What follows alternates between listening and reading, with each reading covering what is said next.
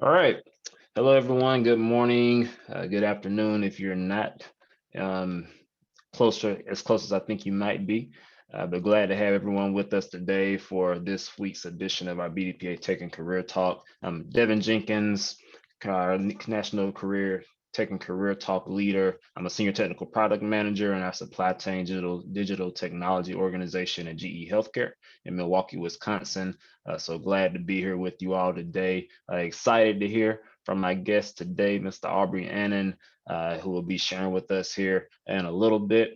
We're also glad to have our national president on, Mr. Terry Morris, who's going to tell us a little bit about our supplier diversity program with BDPA to set a little context before we get into the conversation.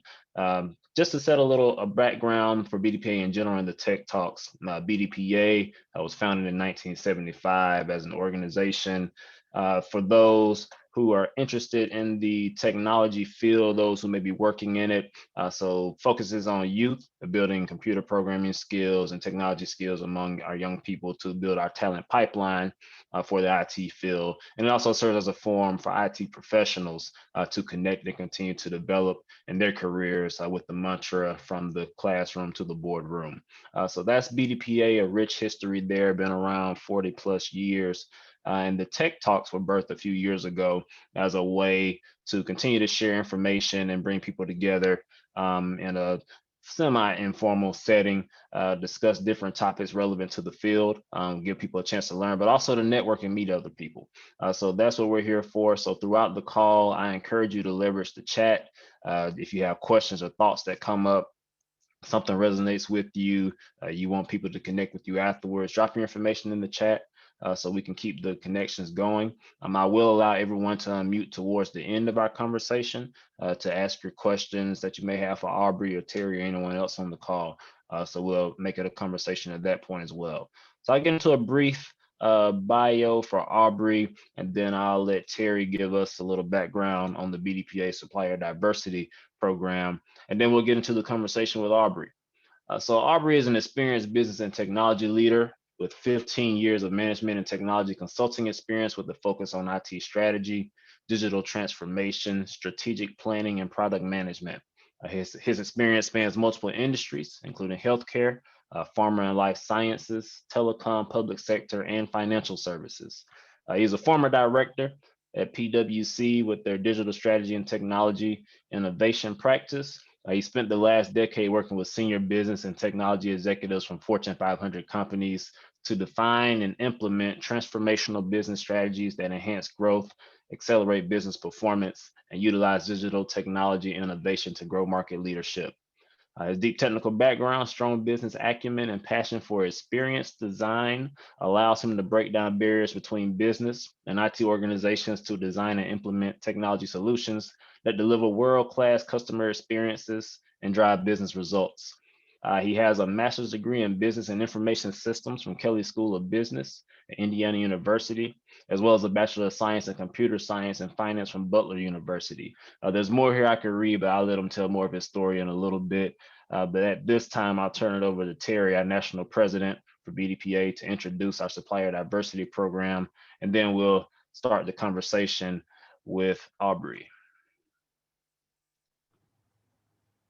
Well, good morning, everybody, and Devin, thanks for your leadership and commitment to this forum. When we started it a few years ago, it was our hope that we would find our path to topics that people would want to lend their time in every other week, and you found a way to only deepen that success with high quality experiences. So thank you for your leadership here. You know, I've had the pleasure of working with Aubrey for a number of years, and on most days I count him as a friend.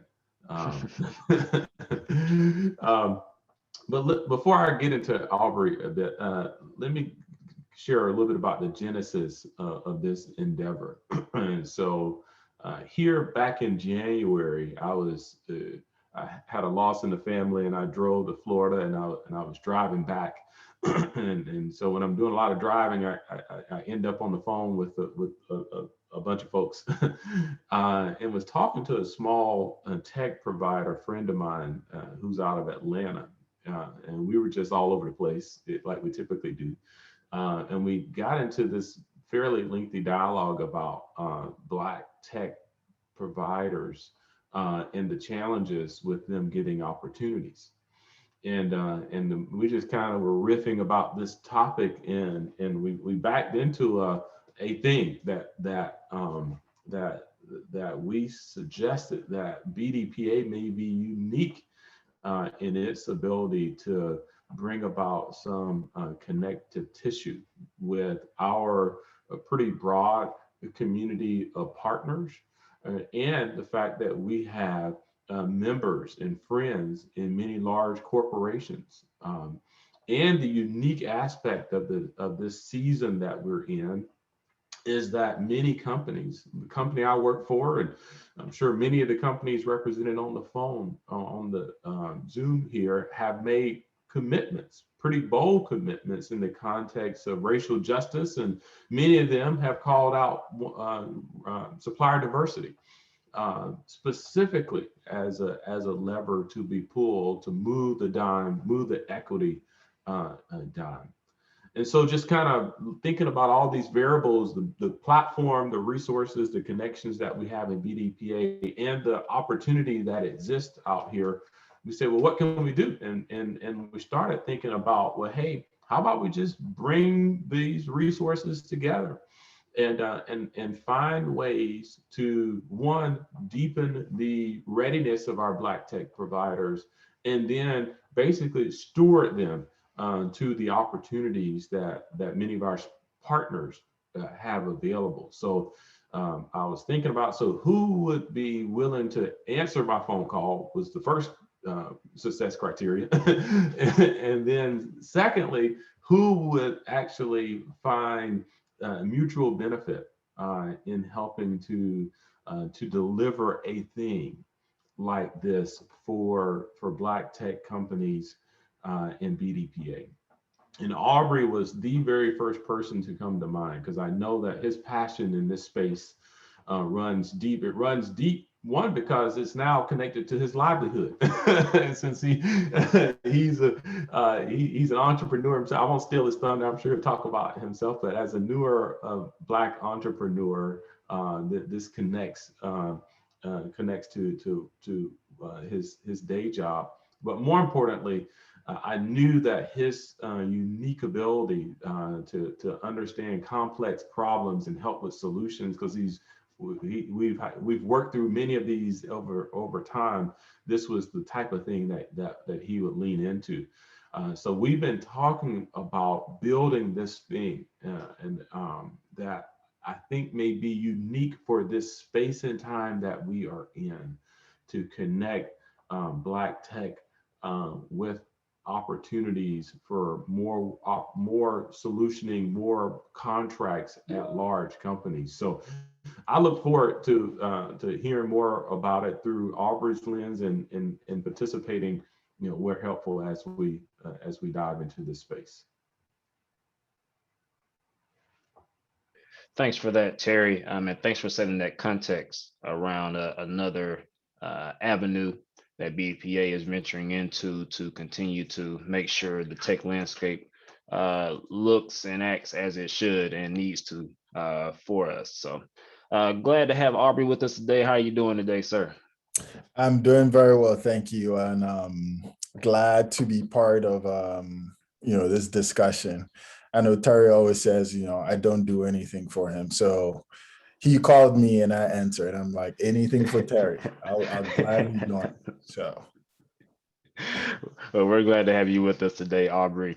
We're definitely going to talk about the supplier diversity piece that Terry mentioned. That's important. I want to make sure we get your thoughts and some strategies around that from you. But first, I want people to make sure they understand who you are as a person, a little bit about what you do. So tell us just that. What are you doing now, and what was the journey to get there? Yeah, so currently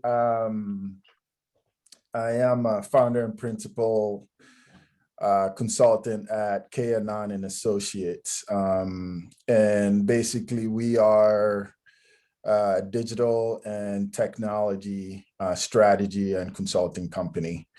I think, going back to, what started the vision around, starting this company. For me, it was really about, looking at sort of where the tides were shifting in terms of, how small to medium-sized organizations needed to compete in a global market, right? And then two, with the emerging and innovative technologies that were on the horizon, or even that we have now, how do businesses, mostly small to medium-sized businesses, take advantage of that and not only have those restricted for the large companies who have the unlimited budgets and time, right? And if the last year has taught us anything, is that no matter the size of your company, you're not immune to disruption, right? So I think a lot of what organizations, both large and small, are looking to do now is, how do I make drastic improvements in the way that I do business today to survive, right? And the way that you can do that, it's having this digital first mindset.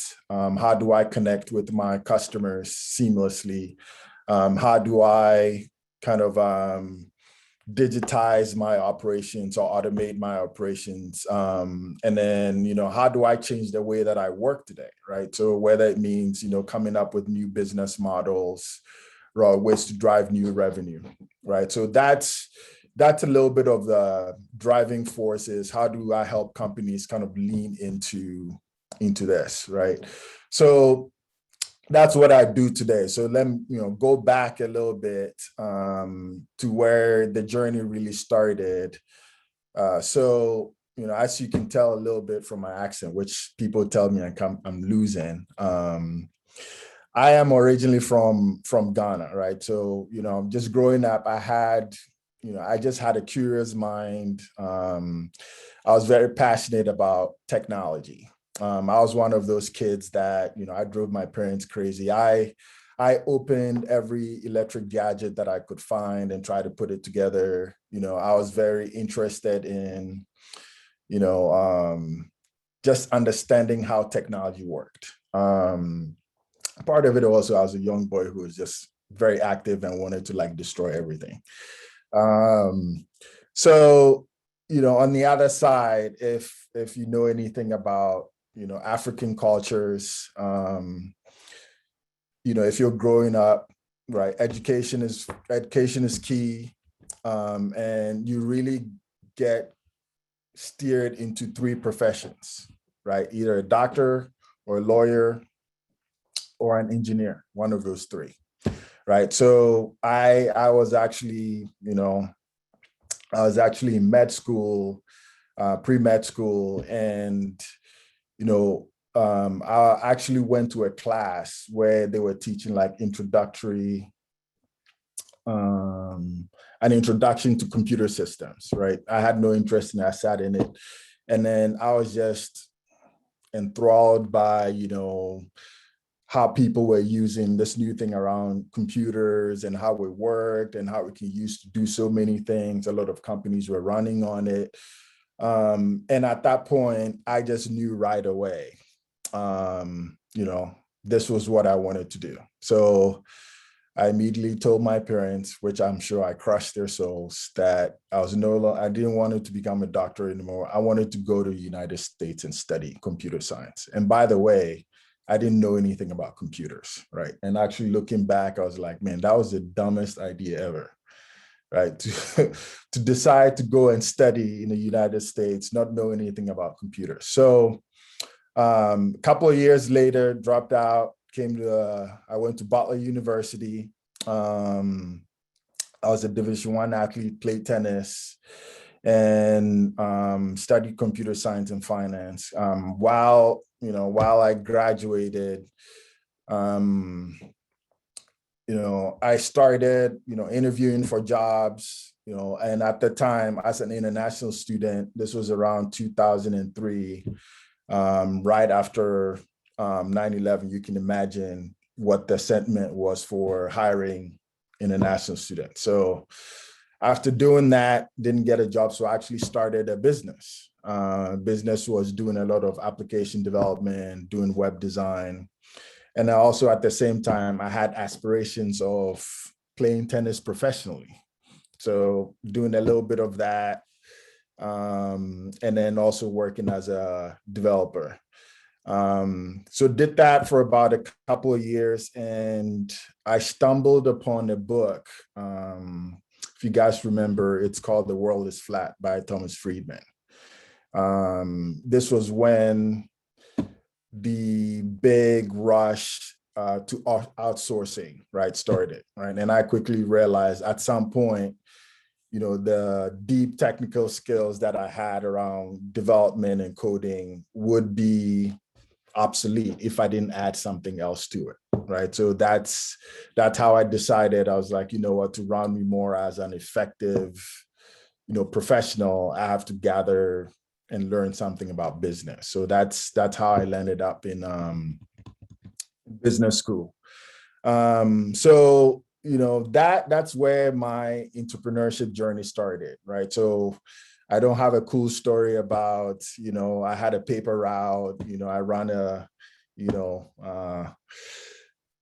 juice stand. I didn't have any of that. I think what I learned throughout my kind of professional career was, I like the flexibility of one, engaging and talking to people, solving like complex problems, having like deep passionate for how to utilize technology to solve very complex business problems, right? So I think that kind of led me into my career for the last 10 years before I started, which was, joining a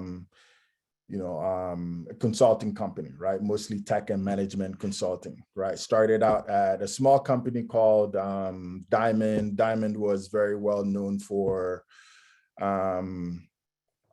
working on very complex technology and management problems. They operated squarely in between, business and technology.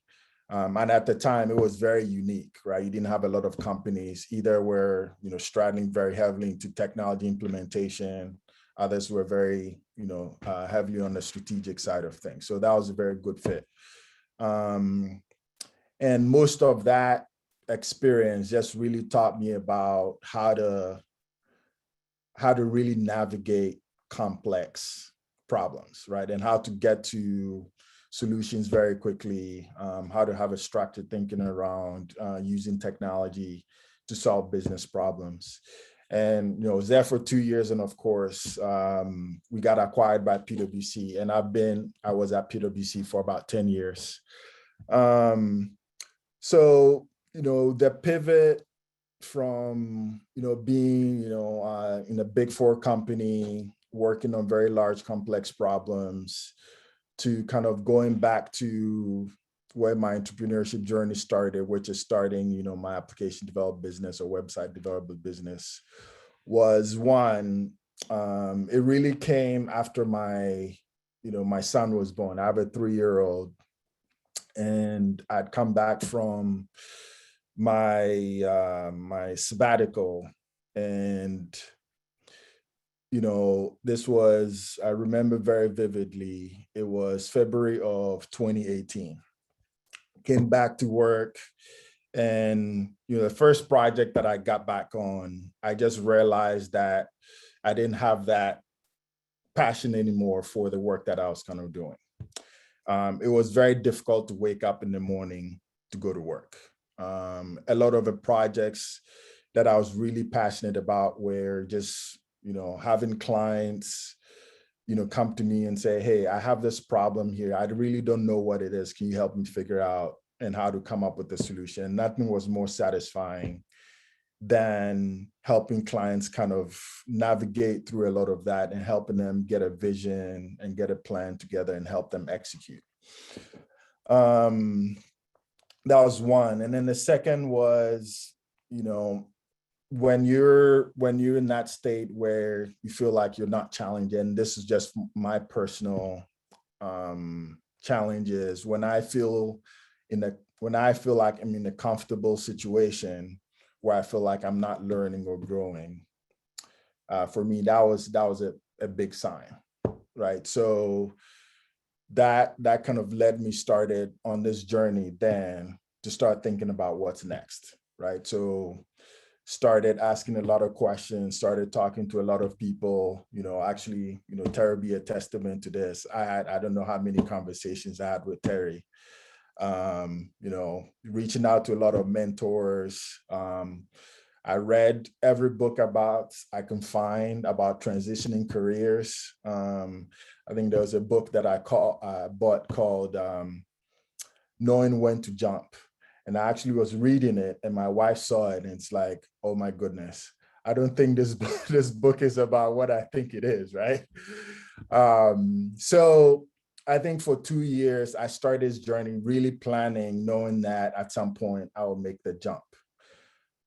So, one day I just set a date.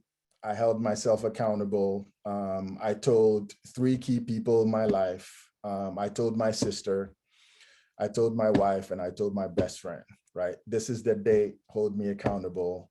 If I don't make that decision, make sure I do, right? And that was really it. That's really what started, that journey. And that's kind of where I ended up I am today.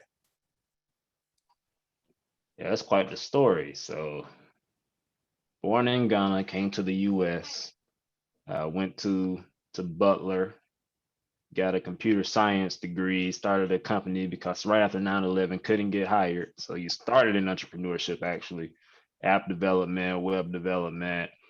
You also want to be a professional tennis player. So that's, I'm sure that was I'm sure that was an interesting dynamic in the mix of all of that. Yeah. But then you eventually switched back into the corporate world with Diamond, which eventually became PwC, and now recently back into your own practice. When I go to the website for Kaannan and Associates, the first thing I see is big letters that says we help organizations seize growth opportunities in today's digital age. So tell us a little bit about Kaannan and Associates and how are you achieving this as a company?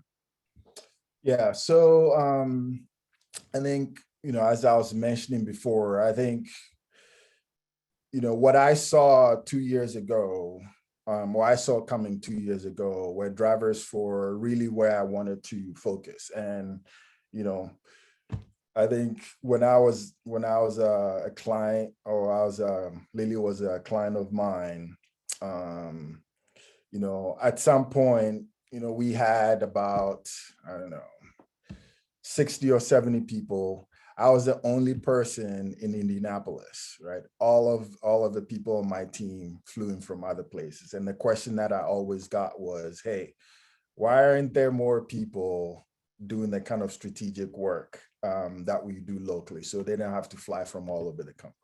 To me, that was signal number one. And when I kind of looked at Indianapolis, right, and then a lot of I'll call it the consulting companies that were around, right? It's either where, Big Four, right? Or all of these other tech companies were very much either application development focused, infrastructure focused, IT services. When it's digital marketing. But there wasn't really sort of companies that catered to small to medium-sized businesses, or even the large companies that sort of focused on that initial strategic development to go do either an application development or go do like some sort of tech transformation, right? So to me, that was a wide space that I felt like that needed to be filled. And then 3, when I looked at Digital transformation has been happening for the last, 3, 4, 5 years, maybe even sooner than that. A lot of organizations, when you talk to them about digital, one, I think you get 5, 7, 10 different answers what digital means to people. And that in itself is a problem, right? I would say not a problem, but an opportunity. Most people will tell you it's about, tech transformation. Most people will tell you it's about marketing. Most people will tell you it's about customer experience. While all of those things are right or part of a problem, I think just helping people align on what that means for them is an opportunity. And most organizations don't really align on helping their organizations define that North Star, right? And for me, that's kind of where I live, right? Helping organizations kind of, look at something that's very ambiguous and put some structure to it. I think looking at that and then looking at, the upskilling that's required for organizations to upskill their resources around all these emerging technologies and how to think differently, how to work differently, and how to engage their customers differently, is where we try to focus and provide value, right? So a lot of companies that you talk with is about, hey, how can we help them, think about reimagining the business, right? So if you're not really thinking about using technology to change the way you do business, define new revenue streams, I think you're just scratching the surface of just implementing some automation technology or doing data analytics to help you doing the things that you're doing already, but just a little bit better, right? So I think for us, it's helping organizations really think about one, how to do business differently, how to generate some new revenue streams, open some new markets using, all these emerging technologies. That's good. So you're helping organizations define their North Star. So you're giving them a sense of direction, Yeah. helping them get the skills they need to achieve that direction, Yeah. and then also helping them kind of think through how can we do things differently from what we've been doing in the past to get different results. Yeah. If you can't tell, I did dig around your website a little bit, and I noticed that there seems to be a focus you have around being predictive and proactive and solving problems versus reactive, how we tend to be. So what are some strategies or techniques you recommend for businesses to be more predictive? So me personally, I tend to read a lot. I always want to be, I always want to be like 3 or 4 steps ahead of my client by just looking at what's in their industry, right? What's driving trends in their industry, right? Usually I read a lot of publications, right? And then I just look at, for example, in the last kind of year, right? Looking at trends around what's happening, right, in the tech space, right? If you look in the last 6 months, right, there have been a lot of activity around cloud, right? Whether it's companies acquiring other cloud companies, right? Companies making huge investments in cloud, companies moving into or making like huge investments in, doing like multi-cloud strategies. What that tells me is, one, a lot of companies see the value of cloud and they're trying to make investment in there.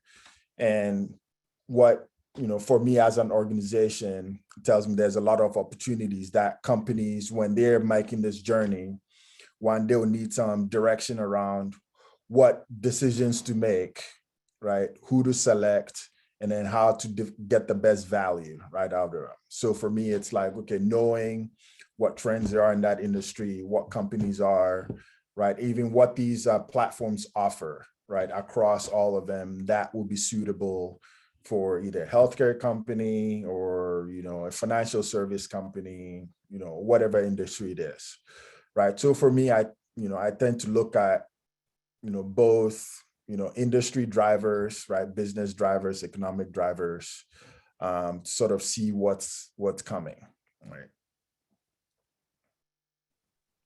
So be aware of the industry trends, economics. So seems like you got a good bit of a lot of reading to get insights around the industry as a whole. You kind of take a macro approach Yeah, to understand what's happening in the I world. I look at, usually I look at, just read the news, look at economic trends, right? And then try to like deduce, right? How is this going to impact businesses in certain industries, Right. right? I'll give you another example. I think about two years ago, the CMS, they mandated that all healthcare organizations, mostly providers, right? Hospitals, healthcare services, right? They're supposed to publish, make data available for patients so patients can make decisions on their health outcomes. So whether it's, billing, pricing, and anything that will help the patients make decisions on, what providers they choose, what services they select, right, and how to better their health outcomes. CMS made a mandate for all organizations, healthcare organizations, to publish this and make this data available. I think it was January 2021. I think it's now moved to January 2022. And the implication of this is, a lot of companies are required to use a standard called FHIR. And companies that haven't been very familiar with this, right, will need some help, one. And then two, right, a lot of these cloud platforms have kind of gone ahead and started to address some of this in their technologies, right? So Google, for example, right, they've built a whole platform around this to make it easier for companies to utilize. I think AWS is following the same, and then, Microsoft is, a little bit behind that. But I think knowing some of those and then having and going to a lot of companies say, hey, here are some trends that are coming. Have you started preparing for that, right? Is another example.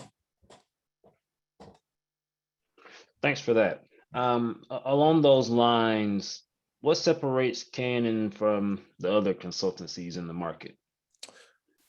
So I get asked this question a lot, and I like to think about it a little differently, because I think, one, as a very young company, I'm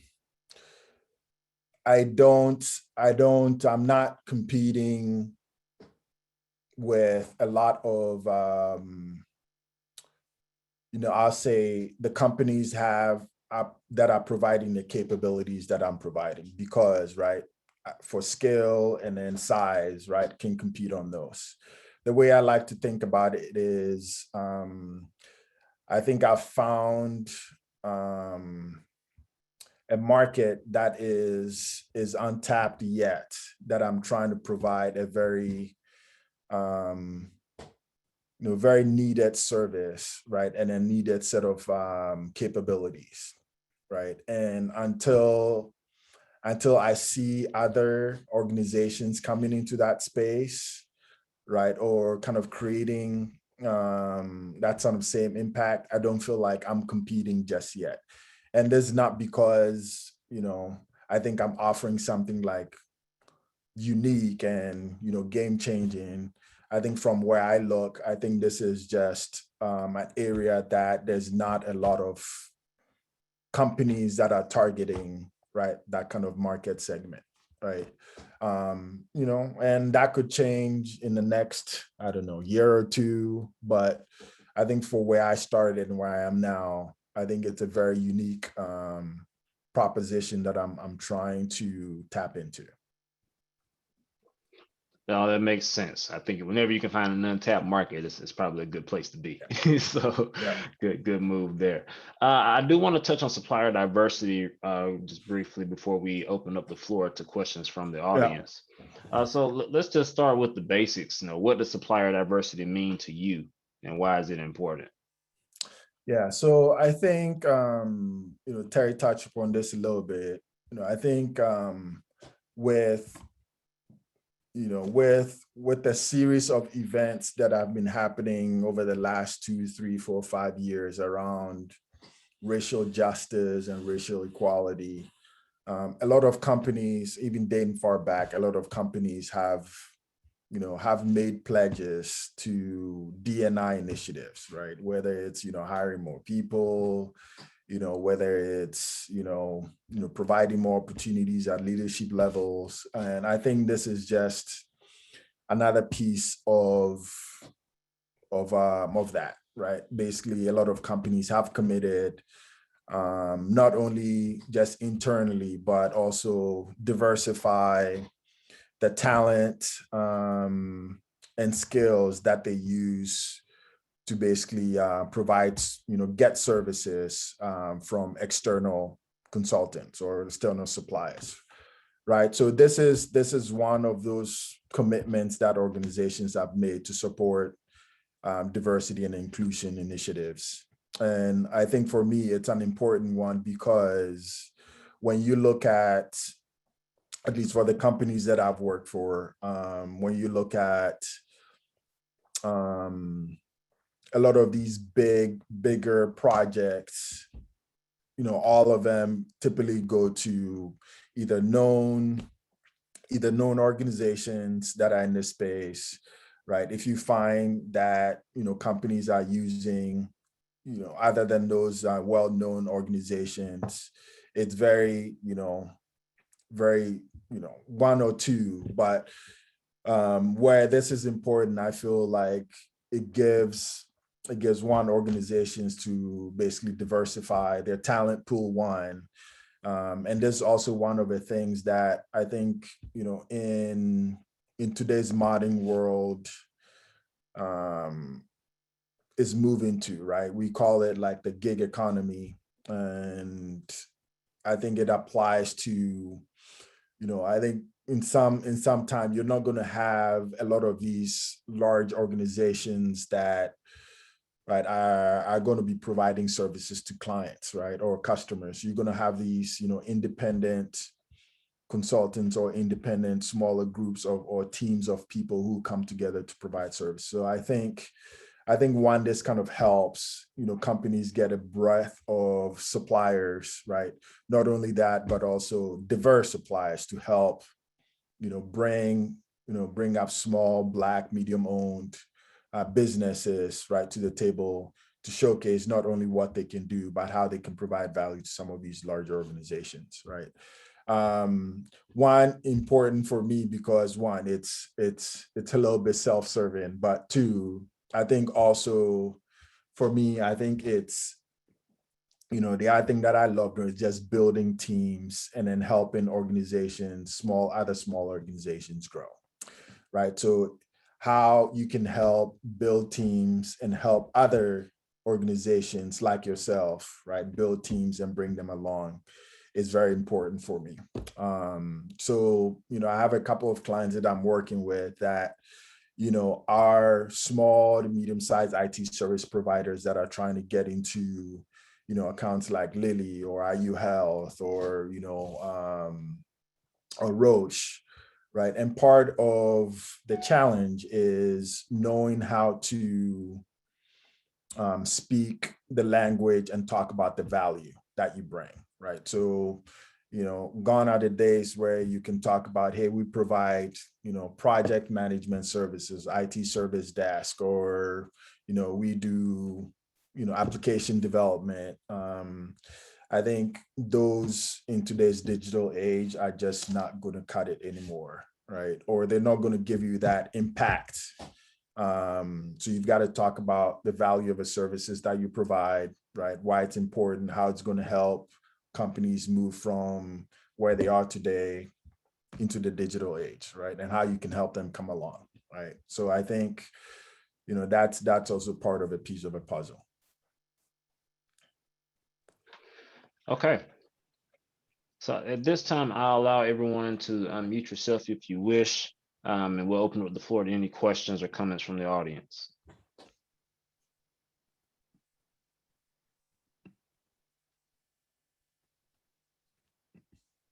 I got one. Okay. Hi, it's Russell Jones. Aubrey, I have a question here. I've been a past management consultant too. When you start any project you're dealing with, do you have a standard methodology or approach you use when you go into your customers?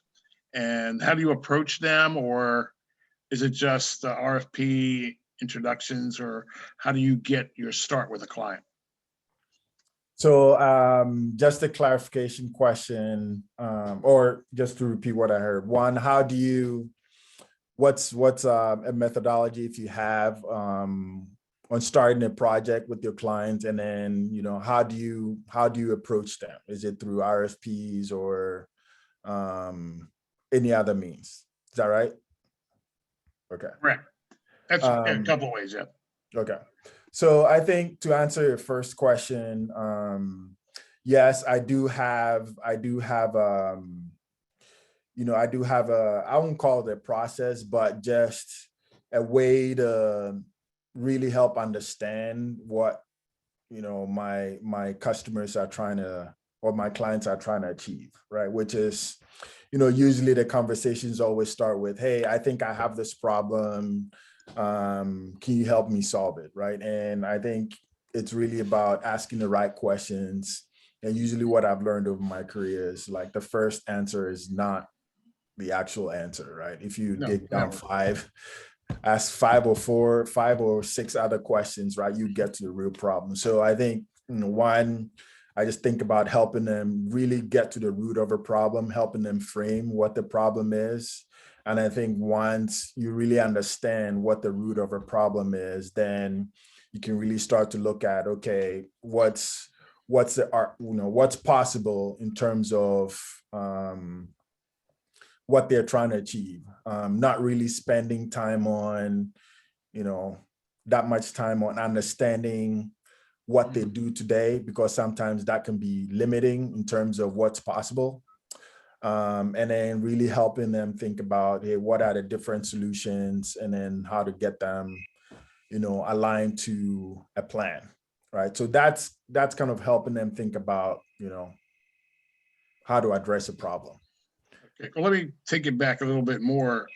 I'm really interested in terms of how you find your clients. How do you get that first into the client? Because a lot of things I did dealt with competition and trying to get to a client. And secondarily, how do you find that client that has a problem?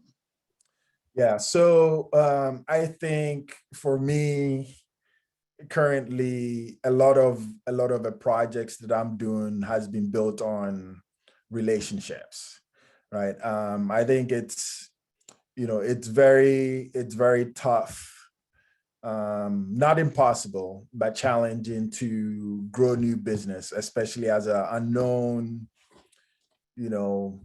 starting business, right? So to me, it's really about, I have credentials and personal relationships and professional relationships in my previous career. I've leveraged those to kind of give me a start on the work that I'm doing today, and then basically using those, trying to like tap into new markets, right? So that's kind of my business development and growth philosophy, right? So really leverage existing relationships. Okay, so you have a customer base now that you can rely on and go forward with. Yes. Okay. Right. And, some of the other things that, I have goals to do this year. One is really, I think building a brand outside of people that know who I am, know what my company does, right? So whether it's, speaking at, public engagements, writing articles on LinkedIn, with the perspective that I have, right? And that gets you some inorganic views, right? And if it's compelling enough, people will just, ask questions, like, tell me more, right? So that's one way. And then the other way is just having people like make introductions, right?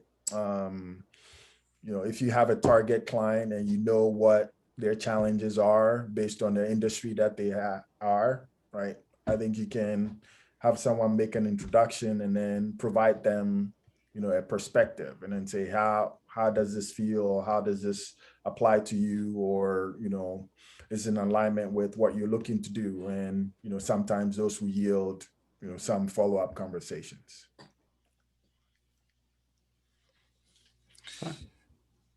Hello, Mr. Annan. I have a question. Yeah.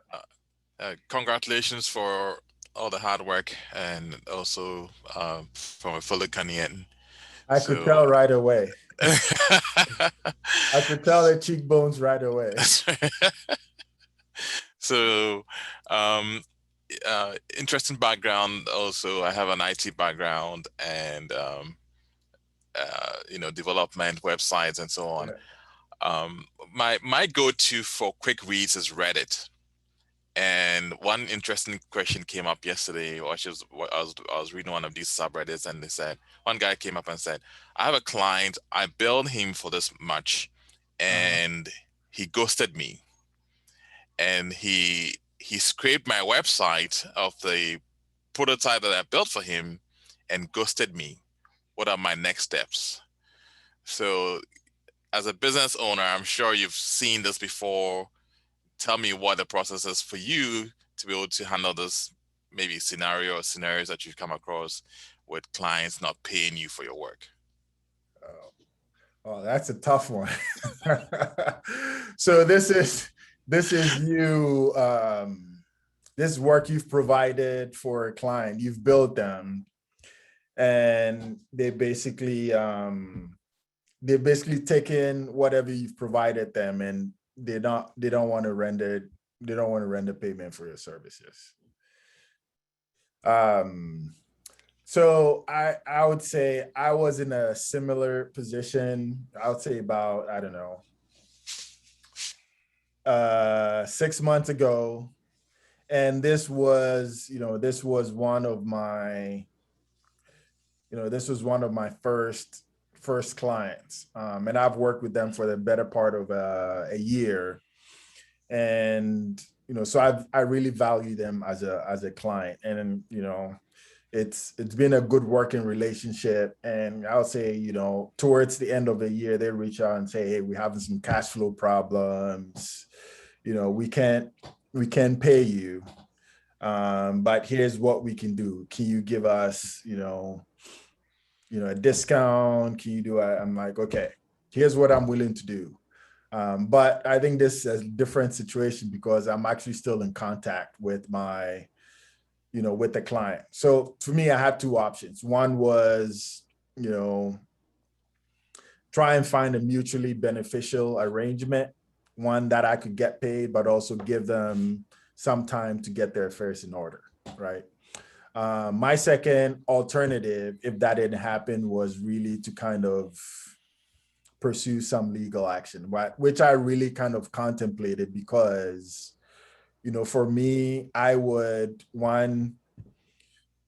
how would I put it? I was actually willing to, maybe not the best business practice, but I was actually willing to actually forego that amount of money and rather preserve the business relationship that I had, right? So for me, the question I'll ask you is, right, is this amount owed significant enough to basically make that much of an impact on your, on your operations or your livelihood, right? And then two, how much or how worth is this relationship to you, right?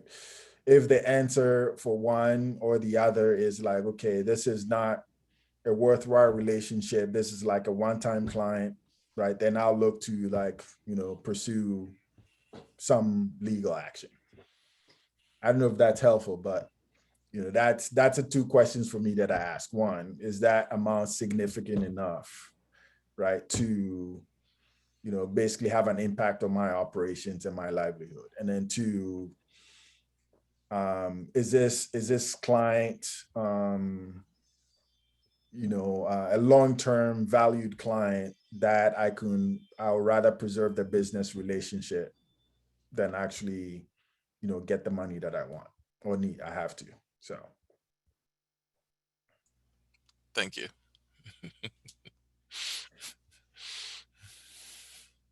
I know that's a helpful answer, but it just gives you some things to think about.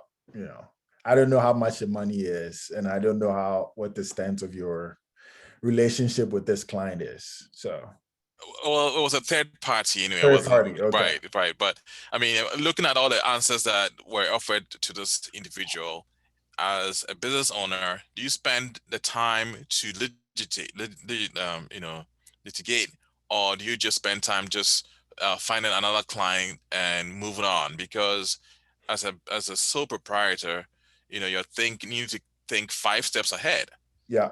Are you gonna chase that money? Are you gonna just keep billing and then building on existing products and so on and so forth? So Yeah. it's a challenge if you're just working by yourself and then trying to do all this as a sole proprietor. Yeah.